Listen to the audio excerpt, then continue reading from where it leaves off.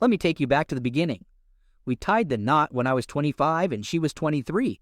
It was after dating for 4 years, but before that, there was an incident.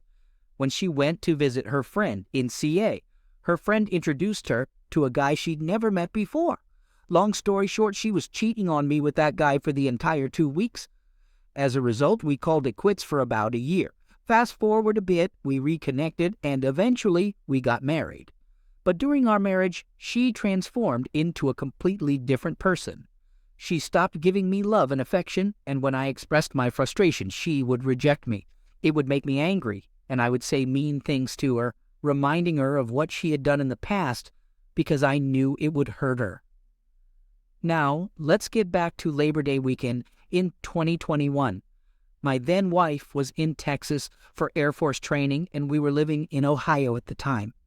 She would call me and the kids, who were 7 and 3 at the time, every day and stay on the phone for a while, talking about anything and everything. But all of a sudden, the calls became shorter and shorter, until one day she missed a call completely. When I confronted her about it, she claimed she was studying for tests. But when it happened again, and she was utterly wasted and drunk on the phone, I got angry and hung up on her. The next day she told me she needed space, making me out to be the bad guy here. We barely talked for 2 weeks after that. We had 2 kids now, but our marriage had become more of a platonic relationship, with little to no love or affection from her. I would try to kiss her, but it felt forced and empty. After our second child, we were like roommates sharing a house, and it took a toll on my mental health. I couldn't be the father or husband I wanted to be, so I sought help from a mental health professional. But let's backtrack a bit. When we were dating, she visited a friend in California who had married a Marine and moved there. During her visit, she met up with a guy her friend wanted to set her up with and cheated on me for 2 weeks. We broke up for a year, but then reconnected and got back together. Our marriage was rocky, to say the least, with her denying me closeness. When I would express my frustration, I would lash out and say hurtful things. So after our argument, when we weren't talking, I knew something had to change. I blamed myself for our lack of spark and the effect it had on my mental health. She mentioned wanting to go camping alone, but I saw it as an opportunity to surprise her and try to rekindle our love. I arranged for a babysitter and went to her hotel on base, getting an extra key card from the staff. But when I entered her room, I saw a box of condoms and empty alcohol bottles on the nightstand and counters, and her wedding ring was on the bathroom counter as if it were stored there. I was stunned and devastated, hiding in the closet until she arrived. When she saw me, she said, "You're not supposed to be here," and locked herself in the bathroom. I demanded an explanation, but all she could say was, "I'm sorry," without any remorse or explanation. She even texted a friend to come over, as if I was hurting her, and left me feeling like I was the one in the wrong. After I discovered my wife's infidelity, I couldn't bear to stay with her any longer. I left her immediately, jumped in a car, and headed straight to the airport to buy the first ticket back home. My heart was shattered, and I could only do the bare minimum for my kids that entire weekend. On Monday, I called her, and she asked for a divorce. I agreed without discussion, still in disbelief. The only thing I managed to say was that I was taking the kids and moving back home, where I was medically retiring from the military. After we split, I did some digging and found out that she had spent thousands of dollars at bars and other places during her training, while telling us she was studying. I also discovered that she was cheating on me with a guy who kept texting and calling her during that time. Our divorce was finalized without any fighting, but since then, she has skipped her time with the kids twice to go on mini vacations with her new boyfriend who lives 7 hours away in D.C., despite our agreement that she could visit the kids anytime she wanted during the week if she cleared it with me first. She only did that once in 6 months. When she calls the kids, they ask where she is, and she admits she's with her new boyfriend. Last Thursday, she called me and said she missed the kids and me and wanted to get back together. I set a condition that she should go through therapy and marriage counseling. For a moment, it seemed like we could work things out. But 2 days later, she told me that she wasn't going to do any of that because she was engaged to the guy who makes her happy. My life was shattered all over again. This past year has been one of constant tears and bedridden days. Without my family, I don't think I could have survived it. I feel worthless and disconnected from everyone I date, plagued by numbness and commitment issues. I can't even find a job, and now I'm tapping into my savings to pay for a house that I bought. I often entertain morbid thoughts of being better off dead, but then I scold myself for it, knowing I have two amazing kids who need me. It feels like nothing goes right, and I fear losing everything, including myself. I've been seeing a therapist, but honestly, I don't know if it's doing anything for me. I'm at a loss, unsure of what to do next. Maybe sharing my story will help me feel some relief. I'm not sure what I'm looking for, but I had to get it out there. And then it happened. In January of this year, my ex reached out to me, wanting to patch things up. Apparently, she had broken up with the other guy. She called the kids and apologized for not being there for them and for spending all her free time with the other guy. She even told them we were getting back together without even asking me first. I was hesitant, to say the least, and made it clear to her that she needed to seek therapy and work on herself before we even considered getting back together. But this wasn't the first time she had done this. In fact, it was the third time, and I was wary of giving her another chance. The following weekend, the kids and I were heading to Slick City, and they asked if she could come along. I couldn't remember if she had said she would or not, but on Friday she called to say she wasn't feeling well and wouldn't be able to make it. We didn't think much of it and went ahead with our plans. But on Saturday, the kids wanted to video chat with her again, and that's when we saw her, all dressed up and walking into a fancy restaurant with the other guy's voice in the background. We were all livid, and my oldest hung up on her without another word. It was a few weeks later when she called, crying and begging for my forgiveness. She was asking for me to take her back for the fourth time. Would it be a case of fourth time lucky? She explained how she had broken up with her controlling ex again. Apparently, he had all her passwords, a key to her house, and they even shared bank accounts. She told me how he had left her deep in debt by maxing out her credit card after maxing out two of his own. To make matters worse, he had threatened to fly to her town, and if she wasn't there to pick him up, he would just Uber to her house. I immediately advised her to change her locks and stay with a friend for a while. Later, she calls me up and tells me that she has changed the locks and that she's on her way to her parents' house, which coincidentally is only 6 hours away in the same town that I live in. She asks me if she can have lunch with me the following day. And like a fool, I agree. She ends up having dinner with me and the kids, and I let her stay the night, though we didn't do anything inappropriate. I felt like things were going great. We were laughing and joking like we used to, and for a while it felt like we were a happy family once again. She left on Sunday, but then she drove back on Wednesday for her weekend. That time, things were different. She seemed distant and aloof, and her communication wasn't as sweet as it had been the previous weekend. She barely spoke and kept asking me if I thought we could do this.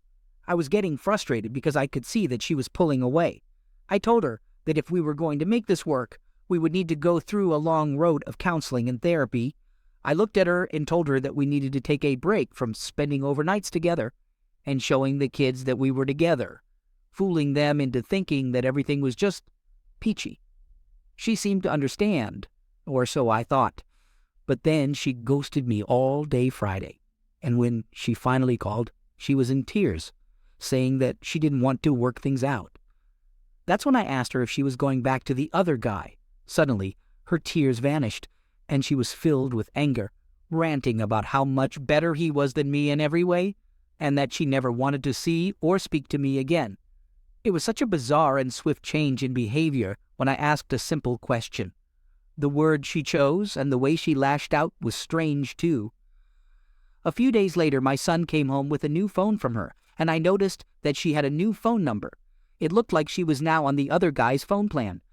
I can't shake the feeling that there's something on the phone that he's using to control her. I keep asking myself, why do I keep putting myself and my kids through this? I've been seeing my therapist, and I thought I was making progress, but somehow I got sucked back into the drama. Then a few weeks later, I see my next-door neighbor on a dating app, and I jokingly swipe right. And to my surprise, we match. Story 2. The whole thing began when she told me last minute about a friend's birthday bash and requested that I give her a lift to town, which I did without any hesitation. She returned home around 2 a.m. and claimed it was a wild night out. However, it wasn't until the following weekend, when I was using her computer to print a document she needed, that I stumbled upon some odd search history. I wasn't snooping, but once I saw multiple searches for the morning after pill, I couldn't just ignore it. As soon as I saw those searches, my blood ran cold. What could she need the morning after pill for? So, I did what any concerned partner would do. I dug deeper into her search history, and there it was, plain as day. A hotel booking for the same night she went out with her friends. My mind was racing with possibilities, but I tried to stay calm and give her the benefit of the doubt. When I confronted her, she denied everything and insisted it was just a night out with the girls. But when I mentioned the hotel and the morning after pill, her story started to unravel. She finally admitted that she had a one-night stand with a colleague from work. Although she claimed it was just a fling, I couldn't help but wonder if there was more to it than she was letting on. So then, we got talking. It all started in 2022, which wasn't exactly our year. Don't get me wrong, it had some good moments, but we were constantly under pressure with work and parenting. We had our own issues and couldn't meet each other's needs. During this time, she started researching ADHD, and I had a hard time grasping what that meant. Fast forward to the start of 2023, and we decided to shake things up. We introduced some mutual kinks into our relationship, and let me tell you, January and most of February were amazing. We rekindled our bed life, which was non-existent in 2022. But things have started to slip back to where they were. The pressures of life are making it hard for me to keep up with the kinky aspects of our relationship that we both enjoyed. Nonetheless, I was still hopeful, as things seemed to be improving overall. But then, the night before she booked the hotel, we had a row over something fairly trivial. I still can't believe how that tiny thing had such a big impact. We were already under a lot of stress, with work and kids constantly demanding our attention. Maybe it was the straw that broke the camel's back, which brings us back to the one-night stand. I asked her why she did it. She looked down and fidgeted with her hands. Finally, she explained it as a dopamine rush. The high that she experienced in January, where we were both exploring our mutual kinks and meeting each other's emotional needs, was so intense that she couldn't cope with the low that followed. Whereas I had seen the last few weeks as a temporary setback, she saw it as if I was rejecting her. It all started when a male work colleague began flirting with her, and she found herself unable to resist his advances. She admitted that she was seeking to maintain the dopamine high that she had experienced in January, and ended up having a one-night stand with him. While she recognized that this was no excuse for her actions, she was remorseful and apologized for her infidelity. We have since had discussions about the future of our marriage and whether we can move past this betrayal. I have been wondering if her ADHD might have played a role in her decision-making and impulsivity, and would appreciate any advice on this matter. A week had passed since I uncovered my wife's infidelity, but there was still one thing that didn't add up. I suspected that she was lying about who her affair partner was. When I questioned her, she claimed it was a work colleague, someone I had never heard of, who we'll call AP1. She swore that she had no feelings for him and that she had cut off all contact. However, something about her story didn't sit right with me. Then she tried to blame me for her actions, saying that I wasn't giving her enough attention. I couldn't deny that there were areas in our relationship where I could have done better. I had always loved her, but I hadn't always prioritized her needs or shown her enough support. While her actions were inexcusable, I could understand her perspective. Still, I couldn't shake the feeling that there was more to the story than she was letting on. As we tried to mend our broken relationship, we both agreed to attend marriage counseling. Though we haven't had our first session yet, we talked about the possibility of a future together, and we're both willing to give it a shot. However, doubts about her affair partner still lingered in my mind. So I decided to dig deeper into her search history, and what I found left me stunned. The pain just keeps on coming. After snooping through WW's emails, I discovered that she's bought a car seat. The kicker? She doesn't even drive, so the only reason for it must be that she's planning to move in with AP, and the car seat is for his car. She keeps insisting that she wants to live alone, but actions speak louder than words.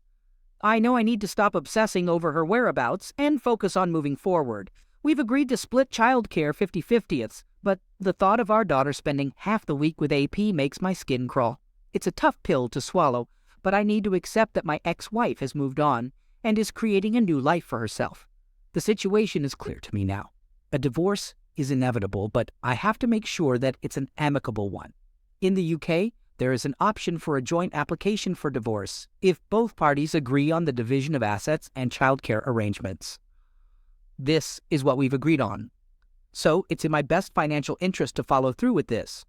If we were to go to court and contest the divorce, my wife would likely get more money, and I can't prove that living with her and AP would harm our daughter, so I don't think I could win full custody. It's a bitter pill to swallow, but I have to focus on what's best for our daughter and move on with my life. A few days before her visit, I spilled the beans about the affair to my wife's parents. Seems like they're giving her a tough time about it. In response, my wife sent me a message that I had no right to turn her support network against her. I couldn't resist making a snide remark, saying that at least she still has AP to turn to.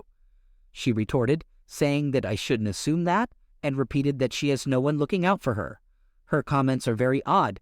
It seems like her relationship with AP may already be on the rocks. And despite all this, my wife is still insisting that she's moving into her own flat and that her relationship with AP isn't anything serious. I had my suspicions about my wife's claim that she was moving into a flat on her own. My doubts weren't just rooted in the fact that she was involved with a 23-year-old AP who was also homeless after his own girlfriend threw him out due to their affair. I also knew that financially, she couldn't afford an apartment by herself. Despite her assurances that she'd keep me informed of any decisions affecting our daughter's care, my faith in her honesty was dwindling. And then, just a few days later, I stumbled upon a shocking discovery. My wife's lover was giving my daughter and her a lift to the nursery.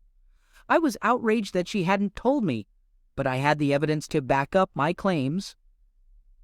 This only reinforced my growing belief that I couldn't trust her, even in matters related to our daughter. I couldn't believe my eyes when I hacked into her email account and found out that my wife had rented an apartment with AP. As I dug deeper, I came across a copy of the tenancy agreement, which confirmed that the lease was in both their names. I had no choice but to keep this information to myself for now, as it would serve as a powerful piece of evidence during the divorce proceedings. After all, how could a mother who lies about her daughter's living arrangements be trusted to make sound decisions about her upbringing? My wife is still spinning her lies, claiming that the apartment she rented is solely for her. She reluctantly acknowledges that AP may be around when our daughter is not, but only at her discretion. What a crock. She must still think I'm a gullible fool. It's interesting to note that she's turned down offers of assistance from both me and her own family when it comes to moving her belongings. I wonder why. How long does she reckon she can keep the truth hidden, that AP will be sharing a roof with our daughter for half of the week? Today's the day she moves out, and I can't help but feel a mix of emotions. It's hard to believe that only 6 weeks ago we were seemingly happy and in love. Now everything has changed. I'm looking forward to having my home back to myself, but I know that the first few days will be difficult without her and our daughter around. At the same time, I can't shake off the dread of what's to come. My wife's decisions have made the custody battle inevitable, even though it's not what's best for anyone involved. It's going to be a long and messy road ahead. The biggest mistake I made was tying the knot with her. At the start of our relationship, she left her fiancé for me and moved in with me within a month of our first night together. I'll admit it, I was the other man. I know it makes me look bad, but she made me believe her ex was awful and bombarded me with love and attention. Maybe I was just naive or thought it was real love. Now, I've come to the realization that I deserve better than a woman who can't be faithful, even if it means being single. Looking back, I see all the errors I made. I never should have married a known cheater. I should have never trusted that she wouldn't cheat again, and when she did, I should have had the self-respect to walk away from the mess.